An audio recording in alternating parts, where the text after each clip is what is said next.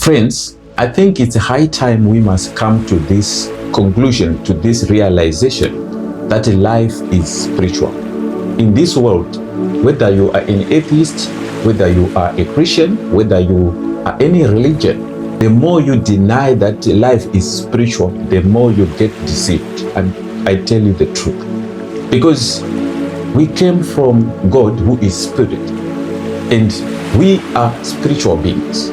And you deny that life is spiritual. How many things in this world that you don't, a lot of things that you don't understand in this world, the reason why you don't understand them is because you deny that life is spiritual.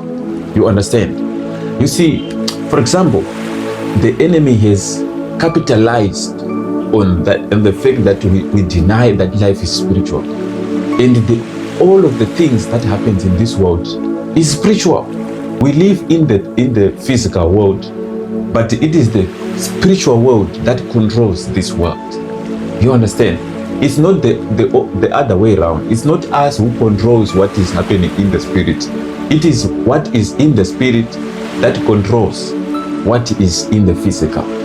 Because the things that we don't see, according to the book of Hebrews, brought things that we see. And the things that we see, according to Paul, is temporal. But the things that we don't see is eternal.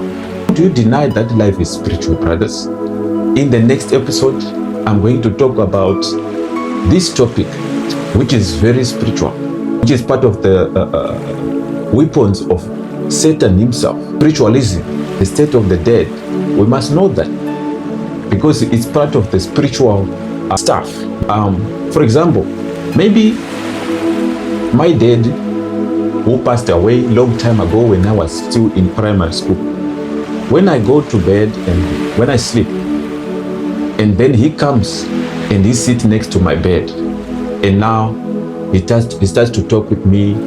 He comes just like how I used to know him, with the same clothes that he used to be his favorite clothes.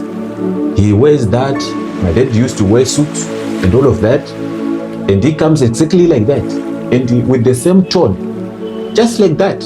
And he does all those things that he used to do, and I believe that this is my dad.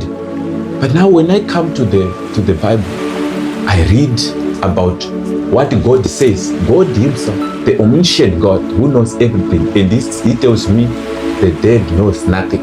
The biggest question that I start having is, who was that? If the dead cannot do anything, so who was that? You know what I'm saying? And do I continue to deny that life is spiritual? I have to believe what God says.